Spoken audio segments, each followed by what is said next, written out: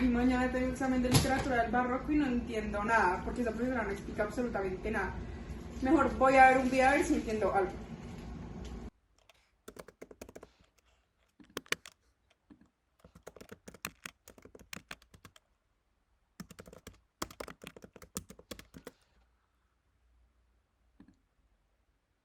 Así que quieres aprender inglés. Aquí tienes 3 mitos que son completamente falsos. 1, debes hablar. Como el comentario más que el video anterior fue sobre el barroco, y hablaremos sobre este. Entonces lo podemos definir como un movimiento cultural y artístico el cual surgió en Europa entre los siglos XVII y XVIII. Surgió en una época donde existían muchos conflictos o tensiones entre los países católicos y protestantes, gracias a la Contrarreforma. Se originó en Italia en el periodo 600. Este lo podemos dividir en 3 periodos. El primitivo, el cual fue del año 1580 a 1630, el pleno, el cual fue de 1630 a 1680, y el tardío, el cual fue de 1680 a 1750. En cuanto a literatura, podemos tener que se fue afectada por la Contrarreforma y de una visión pesimista.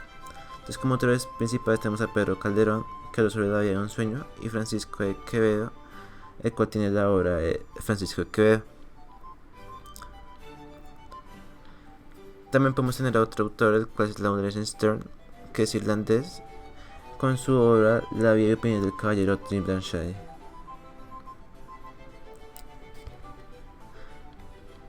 En cuanto al arte, el estilo barroco se diferenció geográficamente. Esto que quiere decir que dependiendo de cada país, cada uno lo caracteriza.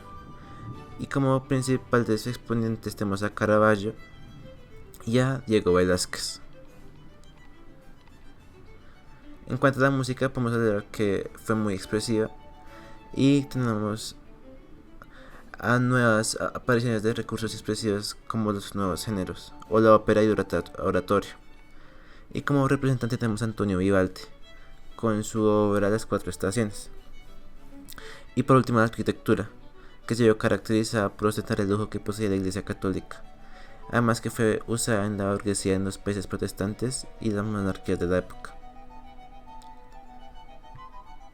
Su representante es Gian Lorenzo Bernini, el cual fue un escultor, arquitecto y pintor italiano que trabajó principalmente en Roma, y muchas veces se considera este como el creador del estilo del barroco. Ahora sí hablaremos sobre el barroco español. Entonces, primero tenemos que ponernos un poco en contexto. En España, en el siglo XVII, existían los reyes austrias menores, los cuales eran Felipe III, Felipe IV y Carlos II, la cual la mayoría de ellos tres dejaron el gobierno en los ministros de confianza, los cuales fueron el duque de Lerma y el conde duque Olivares. Todos ellos hicieron que España se medievalizara. ¿Esto qué quiere decir? Que como tal retrocedieron un paso en cuanto a esos aspectos culturales y económicos, y también políticos.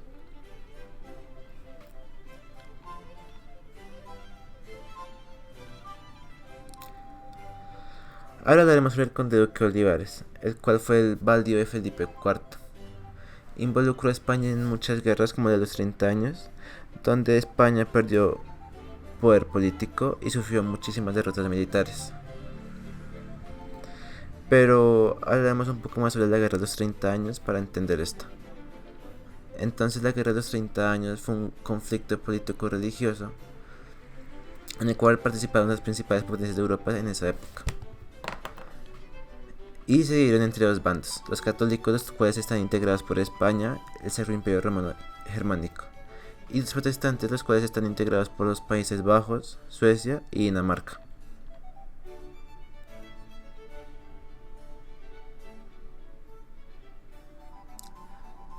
Apoyados de Francia.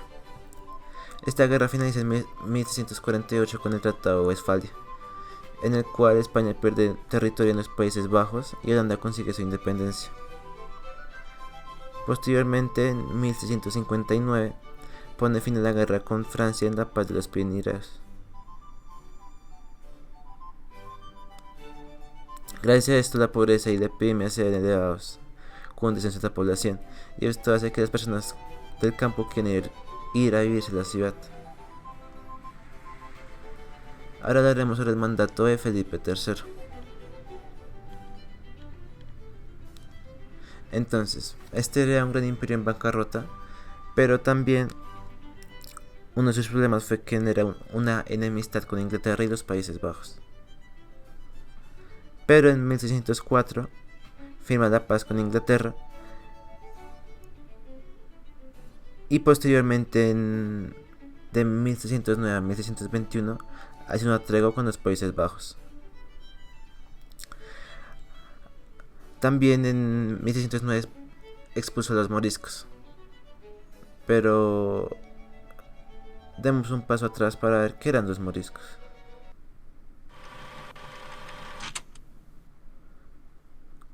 Los moriscos eran personas que trabajaban en el campo. Muchos de estos se dedicaban a la agricultura y al comercio, y venían de la religión musulmana.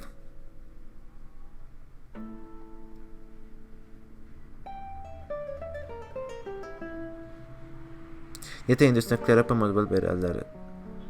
Entonces, ahora hablaremos del mandato de Carlos II, en el cual Francia, viendo que España estaba debilitada, intentó adquirir o expandir sus territorios, y en el siglo XVIII podemos decir que el imperio español estaba liquidado. Se conoce a Carlos II por ser un rey débil y además por no haber dejado un heredero del imperio, por lo cual nombró a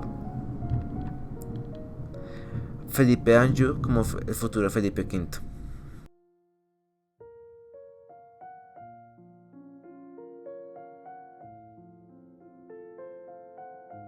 Ya teniendo esto, entonces el barroco sucedió un momento de gran descontento, donde las personas ya dejaron de creer en su propio gobierno, y a diferencia del Renacimiento, ya no existe la creatividad, sino que existe una visión de pesimismo o de depresión y angustia en la sociedad.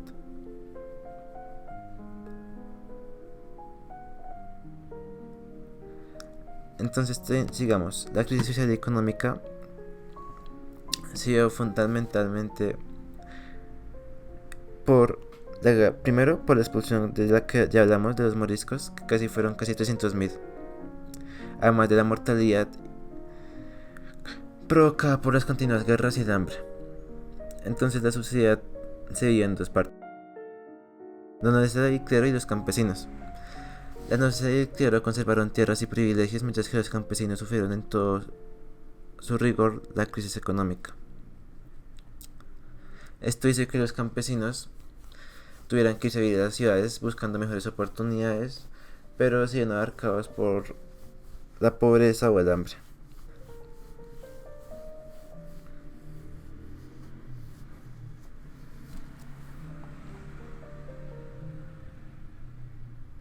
Y en algunos casos la delincuencia.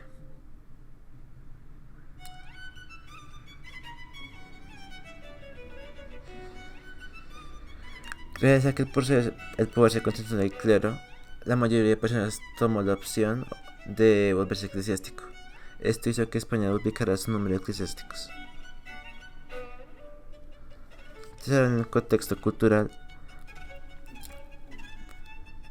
se evidencia una fuente filosófica, que fue el racionalismo, el cual consistía en defender que la razón es la principal fuente de conocimiento. Y este tuvo dos representantes, Galileo Galilei y René Descartes. Galileo nos habla acerca de las leyes de caída, y René ya fundó como tal el racionalismo y criticó a los sentidos, hablando sobre que esto no se podía considerar la forma de conocimiento y que la forma de conocimiento era la razón.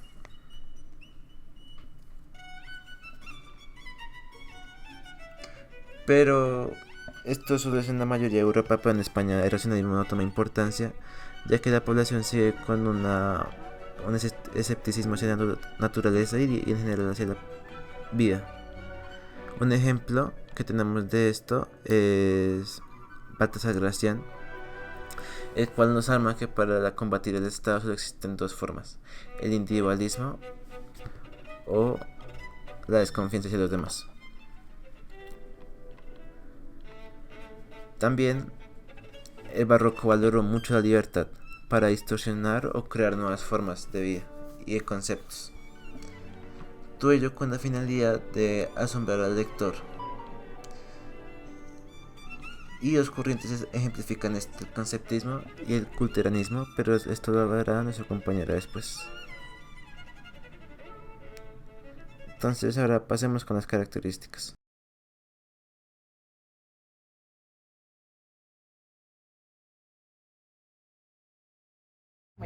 Yo les voy a hablar acerca de las características del barroco. El barroco fue un movimiento artístico y cultural que se desarrolló durante el siglo XVII. Se mantienen los temas y los tópicos propios del Renacimiento, pero tratados desde un pesimismo existencial provocado por la crisis económica y social que se vivía en la época. Entonces esto supuso una renovación social marcada por la ruptura de los ideales. Entrando en contexto con las características de la literatura del barroco, se tiene la peculiaridad de una elevada ostentación y extravagancia. También hay abundancia de detalles, hay exacerbación de los recursos literarios como la metáfora y el hiperbatón, y todo esto produjo temas complejos tanto en contenido como en forma. Algunos de los temas de la literatura del barroco fueron los temas amorosos, épicos y mitológicos. Como dije antes, se siguen abordando temas del Renacimiento, pero desde una perspectiva nueva. Entonces, por ejemplo, la naturaleza ya no es bucólica, es decir, que ya no se evoca el campo de una manera idealizada, sino de una forma decadente. Y la mujer tampoco se muestra idealizada ni perfecta, sino que puede ser fea y grotesca. El Carpe Diem ya no relata el goce como en el Renacimiento, sino relata la disolución final, que está asociado a la brevedad de la vida, al desengaño y a la fugosidad de las cosas temporales. Otra característica muy importante es la mezcla entre lo oculto y lo popular. Entonces se usan recursos literarios populares para temas serios. Entonces es como un trato humorístico de la realidad. En España a este periodo se le conoce como el Siglo de Oro y se dieron dos tendencias poéticas predominantes. Por un lado está el conceptismo representado por Quevedo y por otra parte está el culteranismo, cuyo mayor exponente fue Góngora. Ambas corrientes querían causar admiración por parte del lector, rompiendo el clásico equilibrio entre la forma y el contenido. Se asemejan por el uso abundante de figuras retóricas y por el uso del soneto. Un soneto está compuesto por 14 versos, repartidos normalmente por 2 estrofas de 4 versos y otras 2 estrofas de 3 versos. El conceptismo destacó más por su contenido que por su forma, donde el poeta quiere demostrar su ingenio, priorizando el uso de paradojas, metáforas e hipérboles. Mientras que el culteranismo prioriza la forma y busca constantemente la belleza. Destaca por la musicalidad, la complejidad sintáctica, el empleo de cultismos y por el desarrollo de temas mitológicos.